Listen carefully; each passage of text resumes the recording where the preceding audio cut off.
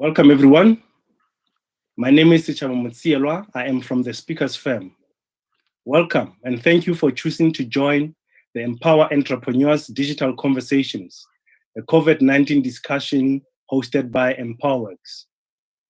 A very special welcome to our keynote speaker, Mr. Mdu Zakwe, CEO of the Media, Information and Communication Technologies Sector and Training Authority. We have a broad representation of stakeholders joining us directly via Zoom, and will post their questions directly on the chat box. There will be a Q&A at the end of the keynote, and we'll respond to as many of the questions as possible. To get a direct invite to the next talks tomorrow, the 14th of May 2020, at 6 o'clock, Ms. Helen Bottas, CEO of the Joburg Property Company. And then later on at 7 o'clock, we will have the Honorable Minister Thulas Nxesi, Minister of Employment and Labor. Contact our WhatsApp number 082 088 5262. Or you can visit the EmpowerWorks website, where you also get information about all the other EmpowerWorks properties like Empower Men, Empower Women, Empower Youth, Speakers Firm, Leadership Summits, and events. We are live on the following EmpowerWorks digital platforms: YouTube, Twitter, Facebook, and Empower Entrepreneurs is the hashtag that we've been using for these talks. Yeah, Mr. Mdu Zakwe, sectors that you represent plays a pivotal role in the achievement of South Africa's skills development and economic growth within the subsectors it operates in, namely advertising, film, and electronic media, electronics, information technology, and technologies.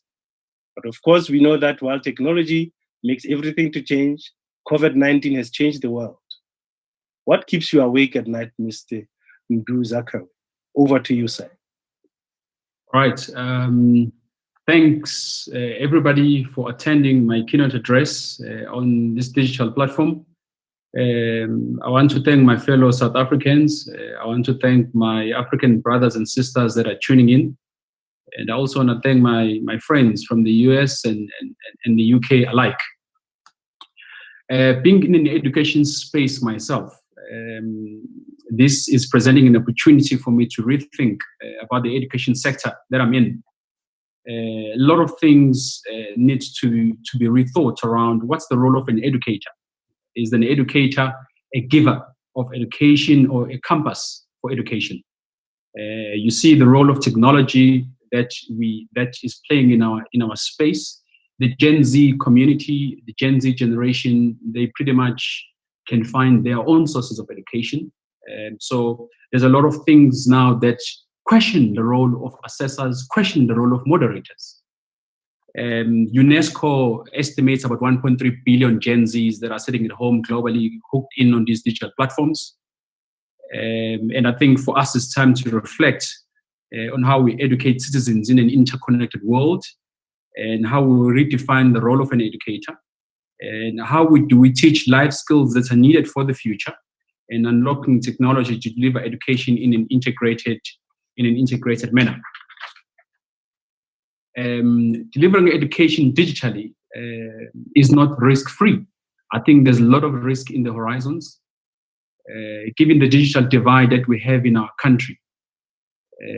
Any shifts in education can actually widen the gap, the inequality gap.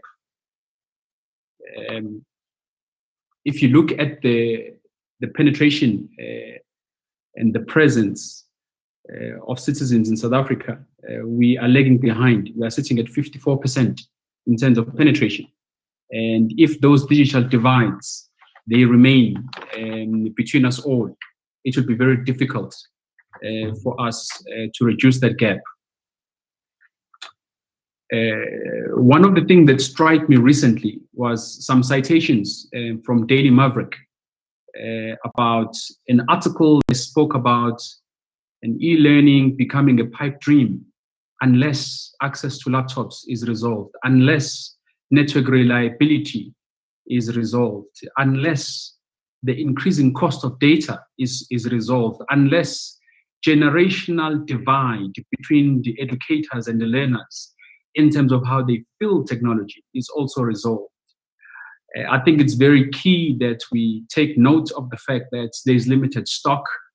The SETAs, the government doesn't have all the money to be able to give tools of trade to our students for them to access these e-learning platforms. When a network is becoming unreliable, I'm sure many of us have seen those trees that looks very funny in the areas where we live. They are the tallest trees and they never move. Those towers, when they go down, they don't work, they're unstable. One has to wait for a particular specialist or a technician who needs to drive from somewhere to come in and fix it. Now, why can't we localize those engineers to make sure that when those problems happen, they can restore the stability of those particular towers? The increase in cost of data, it's something that we also cannot avoid any longer. There has been some efforts, obviously, by the telcos to make sure that they chip in terms of making available their cloud platforms for our learners to access certain education for free. But it's something that cannot be accessed, obviously, by those who are far in the rural areas. And the question around spectrum becomes very relevant as to how spectrum can be released in the short term to make sure that we immediately cover for the need for education to be made available to all our citizens, to all our children, free of charge. Obviously, the issue of generational divide between educators and learners is a serious one, because if you look at your child wakes up in the morning and play with your iPad. She comes to breakfast, she's playing with maybe his phone, and she goes into your fridge. Your kid will order some goods that are not in the fridge, jumps into the car, PlayStation, all the way to school, and get to school and start things being manual. So you can see the generational gap that exists for our learners in our learning environment. And I think it's something that we need to make sure that we correct, and we need to empower teachers for them to be able to catch up.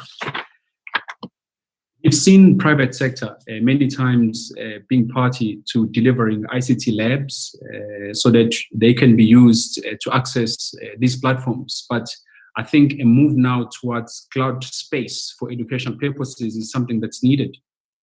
Because this very same ICT labs doesn't have anybody who's going to sit there and look after them and fix them and patch them and make sure security is tight, etc.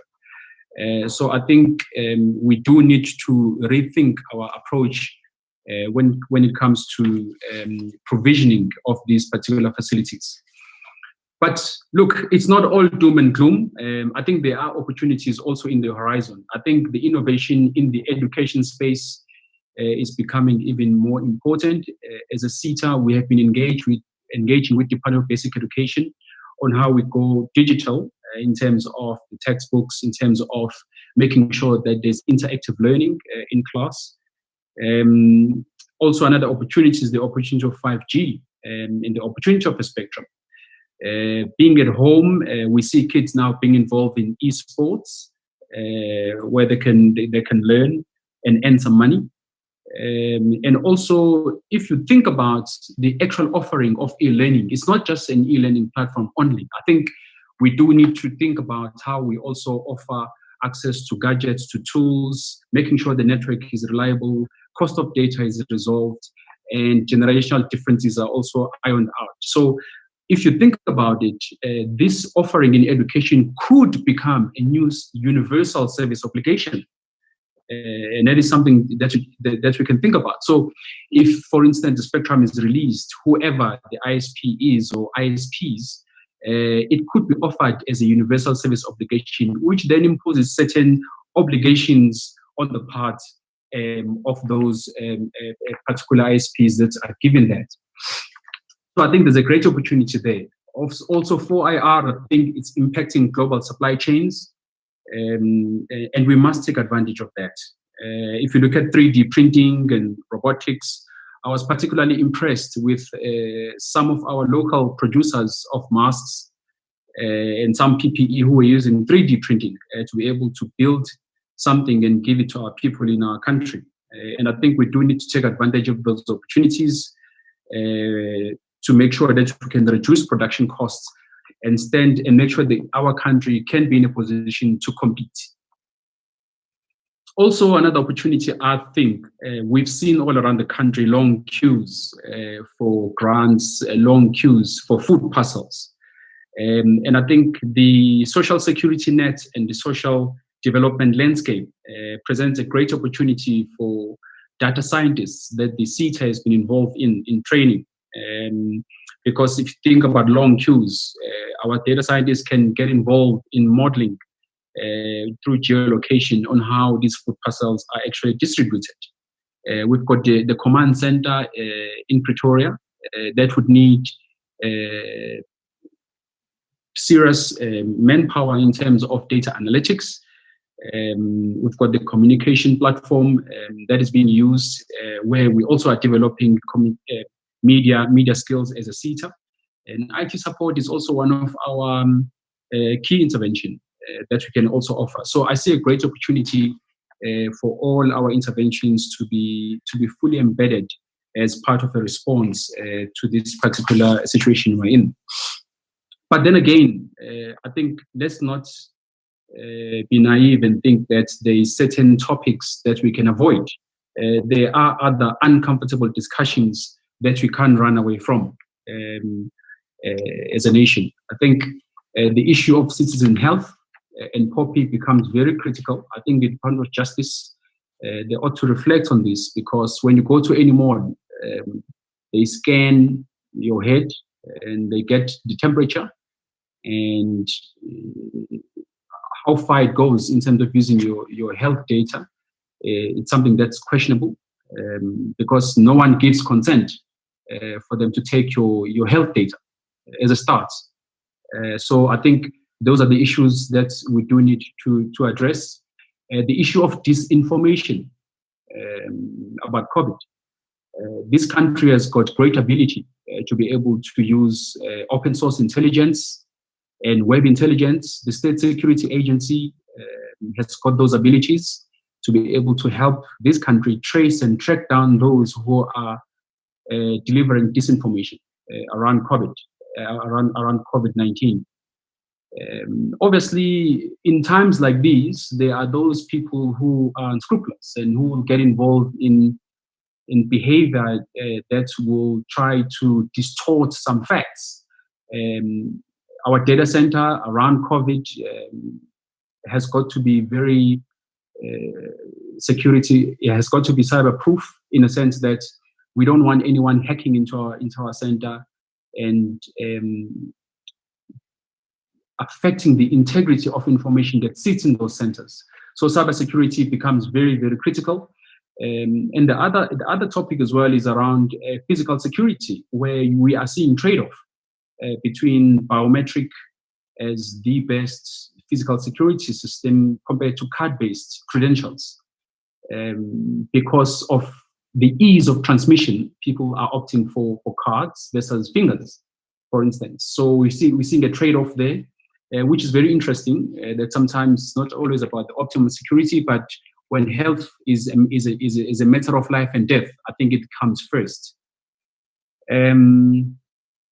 I think the issue of parcel distribution, for me, it's very critical. We do have addresses of every single person we have in this country where they stay. And I think using technology, we can be in a position to distribute such. Like we've opened up on level 4 that you can pick up your food and distribute and deliver your food where you stay.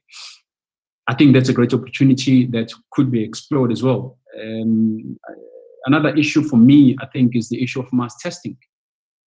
I think we've seen nations around the world doing testing, missing their testing targets. But I think there's an opportunity here in telemedicine.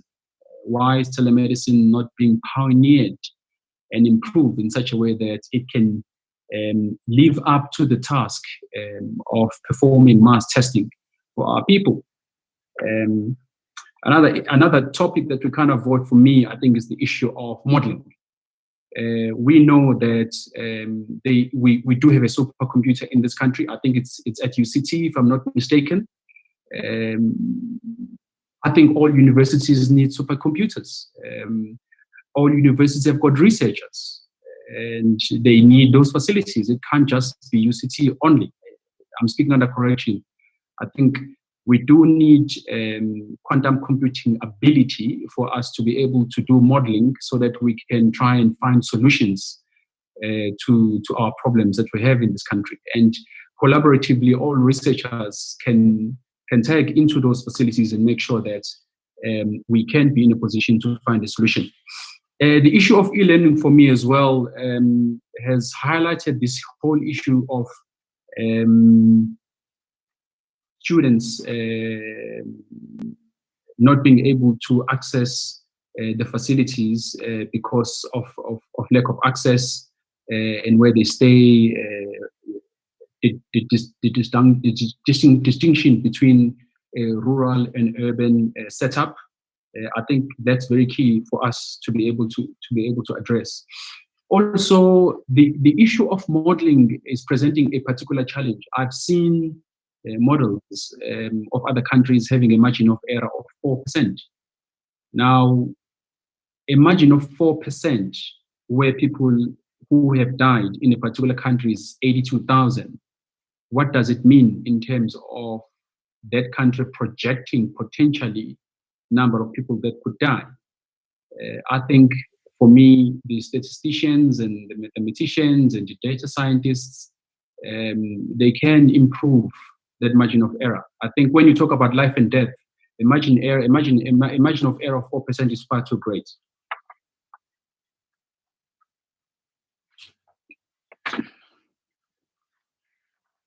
So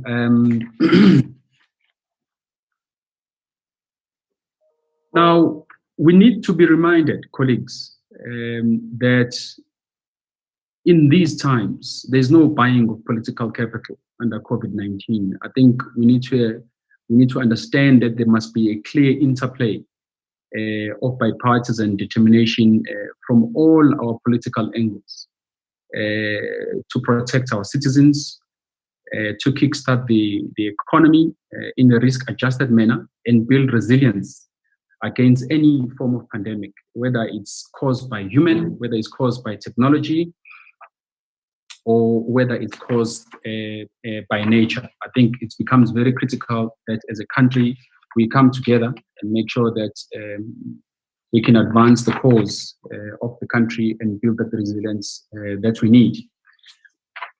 Yes, we understand COVID-19 is here. It's with us. And it has shaken our way of life and forcing us to take digital and rethink our education landscape and also reflect on historical events.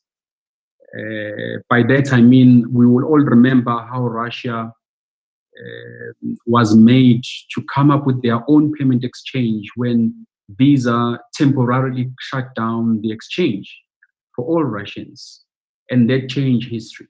Okay, China, I think the search engine called Bing was also made temporarily available, and look what China did. They came up with Baidu.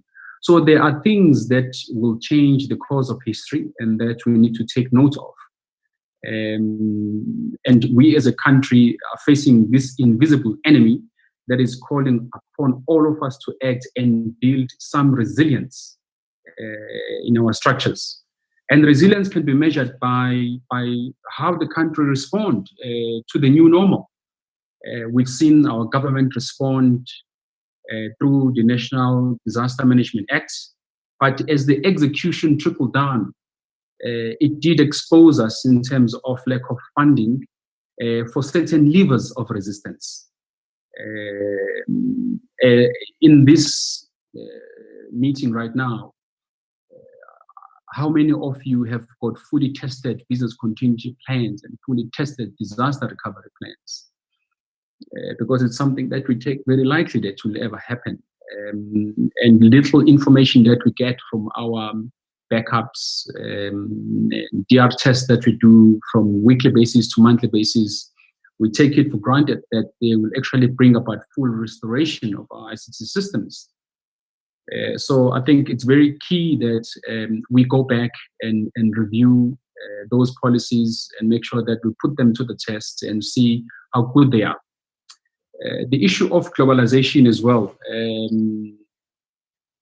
We've seen, particularly the United States, decoupling in terms of tech and IP in their war with China. And I think with the US withdrawing from many of the global structures, it just goes to say that South Africa is not insulated from consequences of decoupling. And we don't know how long lockdown will be. Any prolonged self-isolated economic emancipation is not sustainable when South Africa imports pretty much every IT gadget we have. And where there's decoupling, we stand to be the worst affected. And I think the question of importation has got to be addressed. It has got to be addressed head on. And we, as I said, we need to remember events in history that shaped countries to build self-sustainable way of life and mechanisms and tools that would power up its economies. I mean, if you look at decoupling now in matter of security, for instance, if you take a scenario play, let's just do a scenario play in terms of zero-day vulnerabilities. Take Lesotho Highlands Water Project, take Mdu power station, take the South African Reserve Bank system, take the air traffic navigation system, signaling system. If one was to get hold of that critical, national critical information infrastructure and hack it, serious damage could be felt through loss of life and loss of infrastructure. And I think we do need to take seriously the build up of a capable cyber workforce in this country. So as we navigate ourselves through this pandemic, we've seen that every nation is researching its own vaccine and doing their own permutations on various data sets. And the idea of shared gains and global economic integration is slowly shifting away. And I think South Africa, the message is very clear: you're on your own.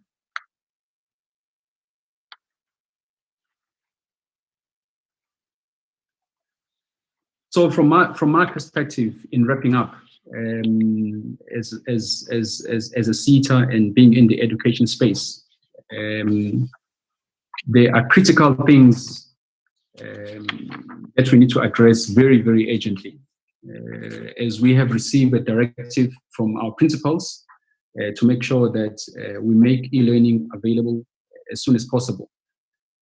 But I think we need to talk about that. We need to talk about what exactly is e-learning. How do you achieve e-learning?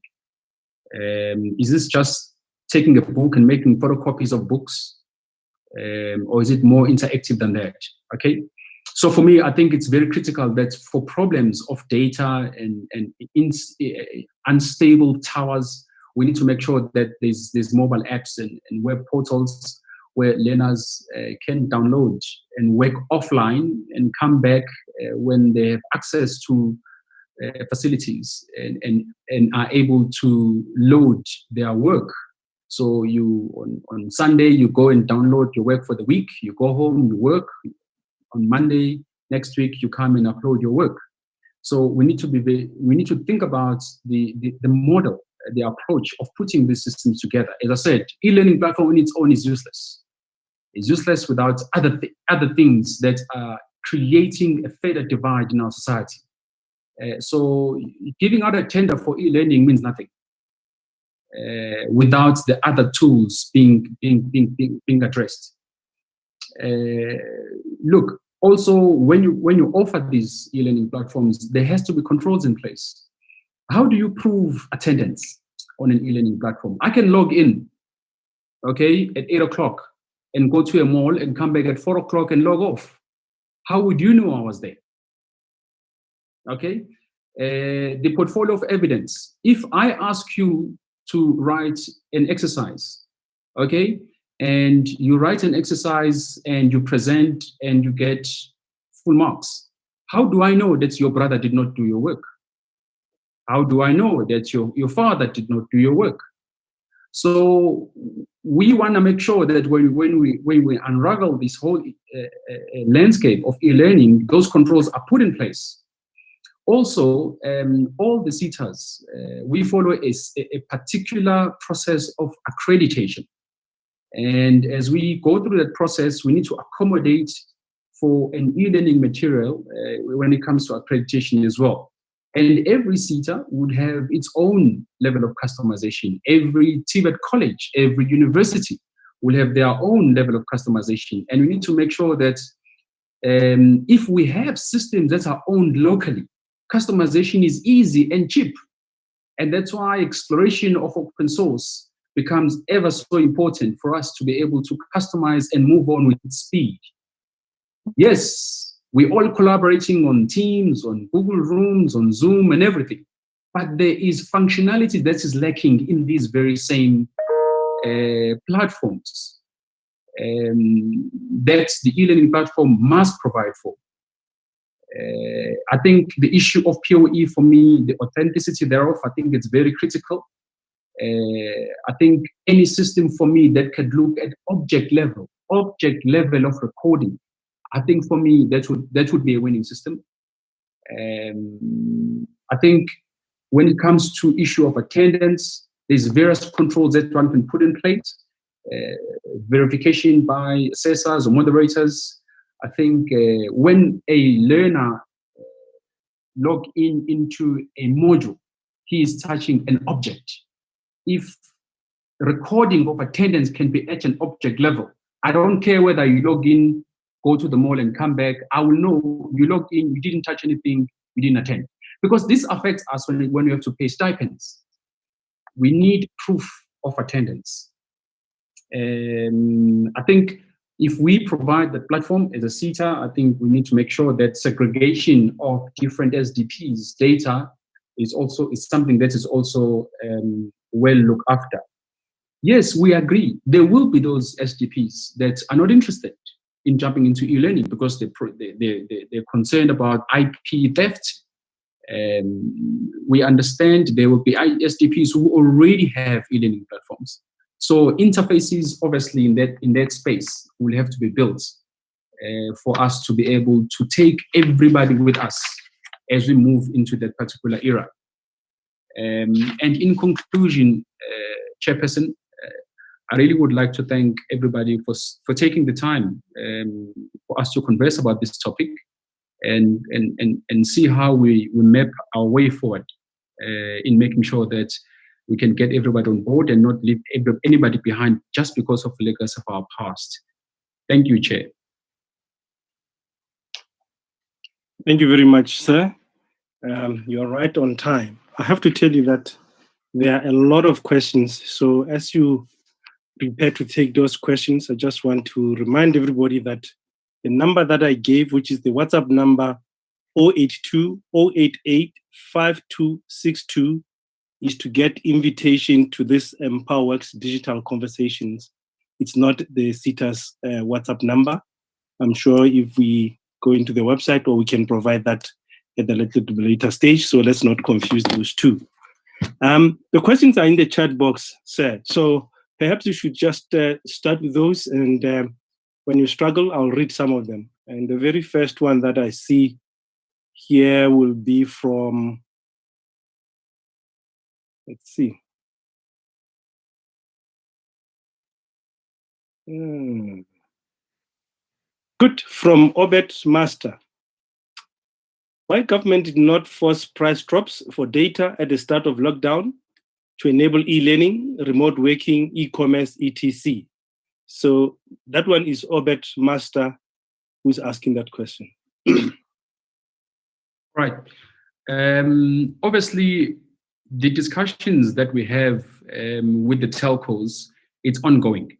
There have been some successful initiatives on making available the platforms for learning through cloud that's offered by these telcos, whereby my learning material could be put on a cloud-based platform, and a student can access it for free between certain hours, from 8 to 4, for instance. So in that case, you do have free access to the educational resources. Blanket reduction of data costs, I think those discussions will have to progress between the telcos, ICASA, and the government, because it's costly, obviously. But I think the telcos in this country are interested in educating an African child as much as you do. Okay. Let me see the next one. If you may say, this is from Mdu Zakwe. How's your SETA supporting startups that are seeking to play in the coding, robotics, and engineering space? All right. So we currently have a pool of SMMEs that are interested in the qualifications that we offer, and we do assist them in terms of bring them up to speed from application to accreditation, etc. And we work with them. But other programs that we have putting in place is to make sure that anyone who wants to become an SDP can come to the SETA, and we do training we do their training, we accredit them, we even give them a grant for them to be able to go out there and train our young people. When it comes to the disciplines that they're interested in, under 4R robotics and coding, we have recently submitted our application to QCTO for 12 qualifications under 4IR, and I think robotics is one of them, AI, cybersecurity, etc. So there will be announcement made once we get through the process of accreditation with our department, QCTO, on those qualifications, and they will be MICT SETA's qualifications, and they will be made available to the SMMEs for them to go out there and train young people. Moving on to the next one, I think Obet Master O Sasuki once again makes the point that UN has declared data to be same level as water. What is the SA government doing to drive down data prices, accessibility, 5G, and spectrum? And I think you have addressed that question in the main. Moving on to the Supply Chain Academy, somebody says, government must with speed ascertain that data is much more affordable, especially for learners in SETA public and private education. I think you have addressed that. Mm-hmm. Yeah, this one is interesting because it talks about the fact that e-learning is a great leap for learners. However, how will the bridge between rural and urban learners be built? Yeah, I think that's involved. Yeah, absolutely. I think, as I said, it's the legacy that we have not addressed it as speedily as we should have. I think as a SETA, we do have a rural strategy to make sure that we do touch base and deliver our interventions to the rural community, but we can't do it on our own, Chairperson. You see, we don't offer free data. We don't build, we don't put fiber in the rural areas. We don't build towers in the rural areas, and certainly the issue of generational gap when it comes to use and field of technology is something that maybe as a soft skill can be taught, and we need to arm and empower those teachers. And I think that squarely lies with Department of Basic Education. As you know, SETAs are for higher education. SETAs don't play in the basic education space. And from that perspective, I think partnerships though can be explored with basic education and to see how do we empower those teachers. But as we do empower the TVET college lecturers as well. So for me, I think, as I said, if government and all the constituencies that can bring about this service obligation can think about this entire combo as a universal service obligation, I think we can conquer the divide between rural and urban. That you cannot come with an e-learning platform to Ulundi without considerations around fiber, considerations around empowerment of teachers, considerations around access to gadgets for kids to take home and learn, etc. So I think the whole approach for me of bridging this digital divide has got to be refreshed and redirected to make sure that it's more consultative and more involved with all the role players in place. Okay, thank you. I think linked to that, if you can just also just address this one, it's still about the gap. It comes from Sandile, says, what about people with disabilities to easily plug into the ICTC essential services? What is the CETA doing about that? Yes, we are involved with disabled formations here in Gauteng, in KZN. We have funded those formations for them to procure tools of learning. So because they've got special needs, we've assisted them in that front. I'm very proud of that. It was something that I made priority when I came to the CETA, that cannot leave those people behind. There's technology these days that allows for disabled people to be able to surf the net even if they can't see. So I think we then need to ask the people that build websites, why are they building websites that doesn't accommodate disabled people? So I think those technologies have got to be adopted. Also, as a CETA, when we do teach web development, we need to impress upon those who are attending to make sure that they make use of those tools that can make sure that they accommodate for people with disabilities. So people with disabilities are right front and center for us, and we are working with them on an ongoing basis. Okay, this one from Madiope. It's not a complete question, but it does touch on some important points. Says, how will CETAs empower and support all providers with relevant learner management system? How will CETAs redesign all programs for e-learning? And just to make sure that all learners and everybody in that ecosystem is enabled. Yeah, thanks, Madiope. The whole question of learner management system, remember, CETAs, they're all the same. We all do the same thing, okay? It's just that there's business rules that are different. There are policies that are different that governs the formation of these learner management systems.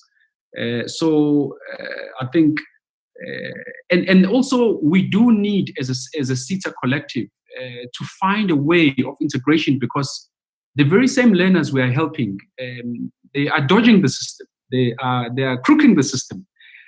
What I mean is, you find a learner registered with 5 CETAs and getting stipends 5 times. So, and they do that because they know CETAs are not connected. They don't share data amongst themselves. So the issue of learner management system for me is bigger, in a sense that we need to put controls in place. We need to help them. You cannot become a perpetual student without being employed. I mean, you have to get to a stage where you say, I'm leaving the learning environment. I want to go and now plow the skills and put into effect the skills that I've learned. So there's a lot of inefficient processes around learner management in these systems that we need to take care of. That's very, very critical. Again, the issue of shared services amongst the CETAs becomes an even more important thing to address. That if we all have a need to be able to share certain data sets, we are coming closer to a shared services model, whether we build interfaces between different systems or whether we just collaborate into one system. However way it's done, but it has to be done. Okay, the questions are still around, just making sure that we understand that even for people that are providing solutions using e-learning, that because of lack of access to data, lack of skills, as well as devices, there's a huge drop-off. And this point is made by Mdu Zakwe, just to keep that in mind. Now, let me see the next one. You can pick them up on your side, sir, if you see question as I'm scrolling. Yeah, I think all that makes a point that the turnaround for graduates to get their qualification takes too long, and it's asking how can that be reduced. Sorry, I was just going through the questions myself. Jepson, what is the question? Master. Yes. Saying I worked with the CETAs before, the accreditation of training providers and awarding of qualifications to graduates takes a long time. What is the plan to reduce these turnaround times?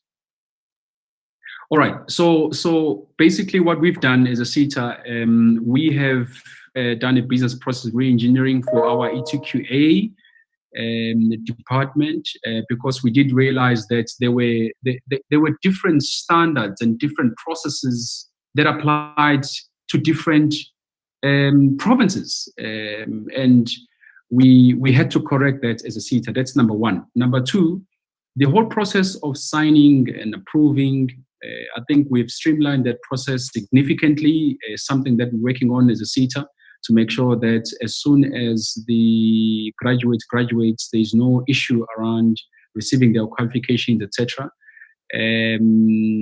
But, you know, as a CETA, we had to go through the process of these delays to understand the frustrations and to also understand the risks of taking the process and making it loose out there. So, and hence we've learned from that. And now we are in a position to say, look, we can let the process run in a way that would be expedited because now we've got controls built in place that we're happy that we're not going to be found wanting by the Auditor General, for instance, or our internal auditors, etc. So that is something that's going to be coming up, and we will see reduced times going forward. Okay. Dennis Root is asking, why has the CETA not issued SLAs for discretionary grants for approved skills training projects during lockdown? This has been an ideal opportunity to deliver online training to housebound learners. Yeah, that is a very important question. I think before this session, this morning, I was addressing another SMME who contacted me and was asking the very same question. I think we just need to reflect back that the CETA had 2 windows open. The one was in November and the other one was in December. And we then had to adjudicate on those and make sure that we can give responses. In the middle of all that, we had the coronavirus coming up and obviously leading to this space where we are in right now. The CETA had 2 problems. Number one, the issue of overcommitment. We were carrying a huge overcommitment as a CETA, dating back a year ago. And we needed to make sure that we bring down that overcommitment because it can amount to reckless trading. So if we commit more than the overcommitment we were already carrying, that could amount to reckless trading. And so we had to be very careful as a CETA. That's number one. Number two, the whole issue of SLAs being released, the president did announce a levy payment holiday for employers. And what that has done, it has taken out 341 million rand from our budget. So we are 341 million rand short from our budget. So which means we cannot issue as much of SLAs as we would like to issue, okay? And number three, under COVID, we had to reprioritize, okay? And make sure that we are in a position to give SLAs for the new priority listing under COVID environment. So again, it's going to be about amongst those that needs to be supported are those offering the priority skills that we're looking for under COVID. So those are the 3 factors that are on the table that will determine who receives an SLA and who doesn't. Okay, this one is technical. Maybe you will understand it from Mdu Zakwe again. Says that SETA must stop using terminologies wrongly. They claim to have LMS, and yet that is just an administrative tool and not enabling providers to facilitate e-learning. Please consider using television and explore more mobile learning, including creating more apps. It's technical. Maybe you understand the LMS. Yeah. No. I understand Mdu Zakwe's point. I think learner management systems are evolving, and I think the more functionality we're built into them, I don't think they are currently learner management systems. I don't think they are an e-learning platform, but they are a good platform to be able to keep learner data, interact with the learners, etc.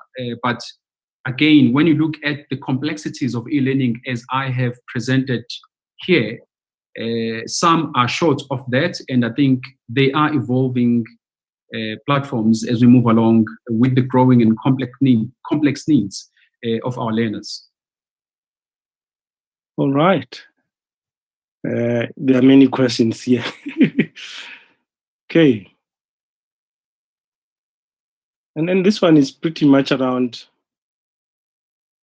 why do you think the SASSA social relief grant application ICT system is today failing and not coping? Personally, I think the poor UAT testing of NRF's incompetence of the IT supplier appointed.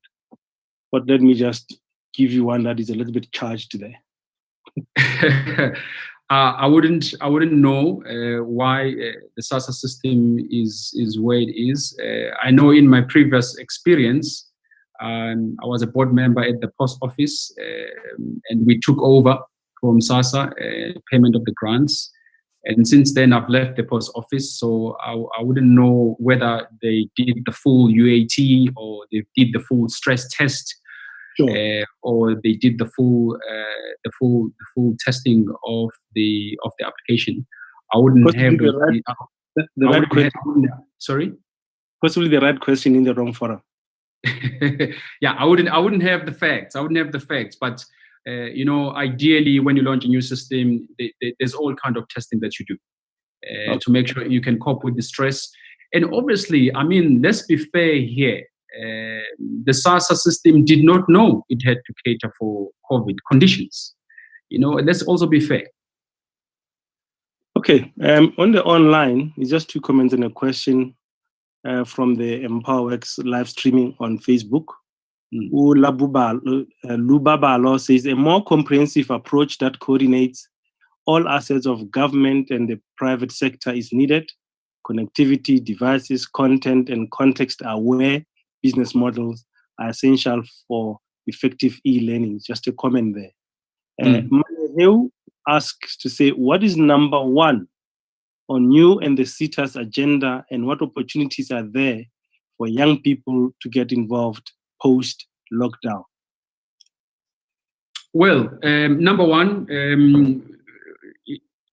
okay, so we need to phase out lockdown and phase in learning interventions. And as we do that, we need to make sure that we don't become the source of spike of the coronavirus. So protection of the health of our learners, of our employers, of our employees, it's number 1 priority. And so we've offered guidelines. We've developed guidelines that we're going to be sharing. We are currently doing a pulse survey whereby we are asking our employers, our SDPs, what exactly are they doing? What are they having in place to make sure that the learning, the rollouts, the kickstarts of our learning programs doesn't become the source of spike of the coronavirus. So that's for us is first and foremost. Okay. Lebu says that we are struggling to get hold of Maxita's employees. We have been told to email, but no one responds to our emails. Please advise. All right. So there are dedicated people that are handling the communication with all our stakeholders. We will just illuminate them on our website so that it's very clear, the source and the channels of communication. There's a lot of people we've put in place. Even when you go to our DHEAD, on a DHEAD website for the MICT, all those people are even there. So that we can just illuminate on our website and also on our social platforms. It's a question here or a statement that, by the Supply Chain Academy, accreditation matters for SDP. What's the plan for accrediting providers who will or are already offering e-learning courses? Okay, so the process of accreditation is the same, whether you've got a manual or whether you've got an e-learning platform. It's the same process. We have to take you through the QCTO process, who must take you through to Zakwe for unit standards and make sure that we complete the particular process. But what's encouraging is that QCTO are also trying to reduce the amount of time it takes for them to approve qualifications, and that for us is very encouraging. But it's the similar process that we take, and I'm very happy that QCTO has taken that stance, and because it's helping us a lot. A lot of the products intervention that we have are in high demand. MICT trains for the entire economy. Okay, we train for banks, we train for agriculture, we train for insurance, we train for everybody. Okay, the skills we produce is needed by every sector. As you know, ICT in any business is an enabler. It enables HR, finance, marketing. It enables everybody. So you will see that over time, the skills that we train kids for are in huge demand. So the shortening and the re-looking of the amount of time it takes for QCTO to accredit, for us, it's great news. It's great news. Yeah, there's still 50 new messages that we need to get through. So while I go through those, Mdu is saying, when will SETA open for discretionary grant applications for this year? Also, is it possible to apply for the discretionary grant after we have started the learnership? When will you open for discretionary grants? Look, I mean, the whole discretionary grants application process is based on demand. When we sit down and look at all our KPIs and we realize that we do need to take out to the market, for market to help us achieve our KPIs, only then we can decide. So I can't answer that question because we still need to roll out those who are in the pipeline and make sure we give them an opportunity to implement our programs. But where we feel short, then definitely we'll be able to say, now we want to go out to the market and get more people to assist us implement our program. So I can't answer that question without that analysis. Okay. Nadipa has written in full capital. So I can only deduce that this point is put with emphasis. So what is the government strategy in international investment partnerships given the impact of COVID-19 in relation to specific sectors that requires international interest, such as media, film, and production, e.g.? Is there a plan in sustaining international investors into our country, given the fact that the primary role is employment creation? Yeah, Chairman, I'm just going to pause a little bit and get the power source for my gadget before it shuts me down. I'm going to answer this question in a moment, if you allow me. I definitely allow you. Okay. So just bear with us as we go and get the power source before we continue.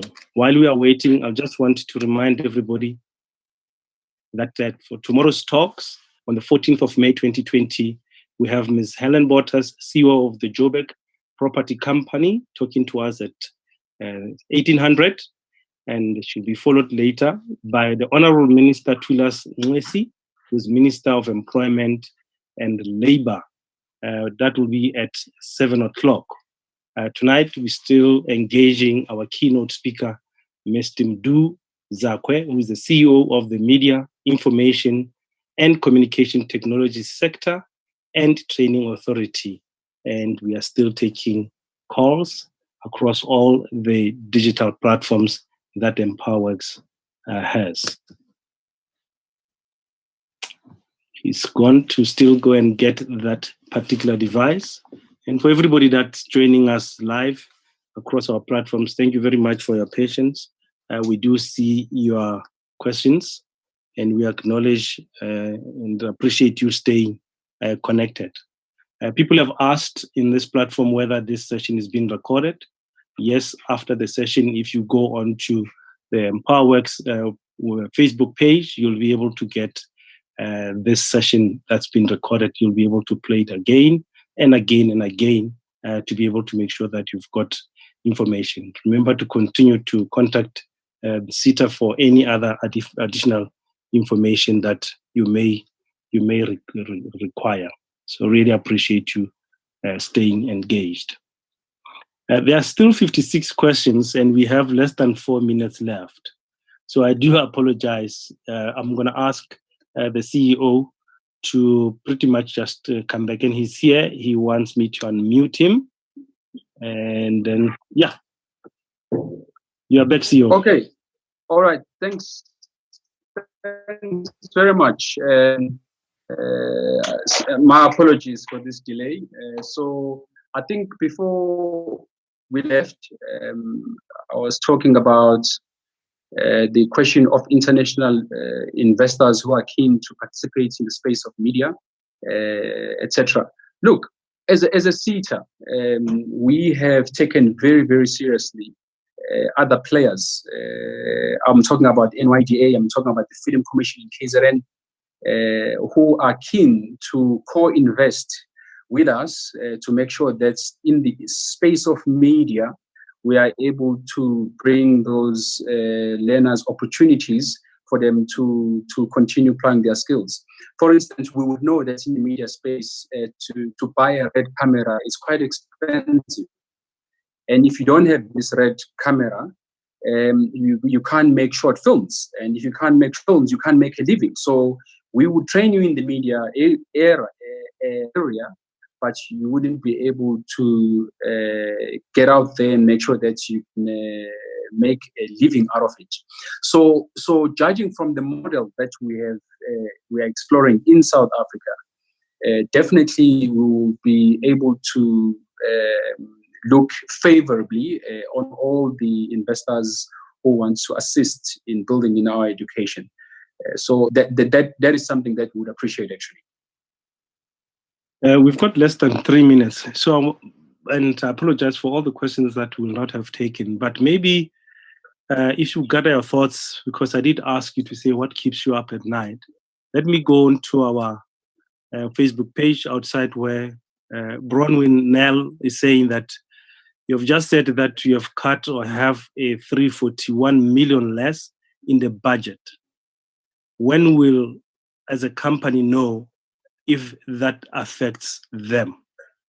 So basically, those budget cuts, what are the implications for everybody that's pretty much working with the CETAs? And as you answer that question, if you can just wrap up for us in terms of what keeps you up at night. All right. So, okay. So yes, obviously we are aware that it's going to affect us. The contracts that we have in place will be honored. That's very clear. We have an SLA with you, and that will be honored. That's not the issue. I think what is, as a CETA, we have KPIs we've agreed with Department of Higher Education, and we need to make sure that we deliver on those KPIs. But with the funding holiday, it makes our funding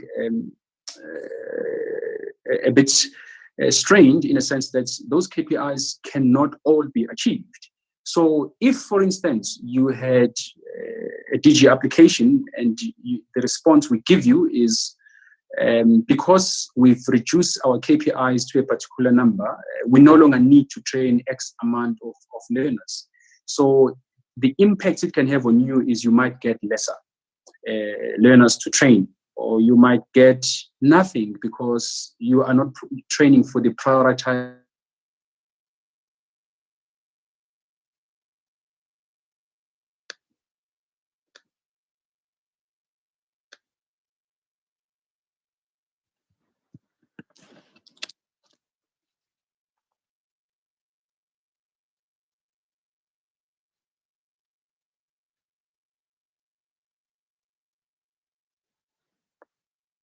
So Peter, it looks like we have lost the CEO right in the middle of answering a very important question. I do apologize. And unfortunately, because we have also reached 7, we're going to need to pretty much wrap up. So in his absence, I would like to do the wrap up and just thank everybody that participated. There were more than 200 of us directly onto this website. I would like to thank Mr. Mdu Zakwe, CEO of the Media, Information and Communications Technology Sector and Training Authority, for engaging us this evening. There are still many questions that have come through. I encourage you to visit the CETA's website to continue to get more information. And if time permits, we will invite the CEO again just to make sure that he can formally close up the session. Big apologies from my side. But for everyone that participated, thank you very much. Hope to see you again on another digital conversation hosted by EmpowerWorks. Bye-bye, everyone.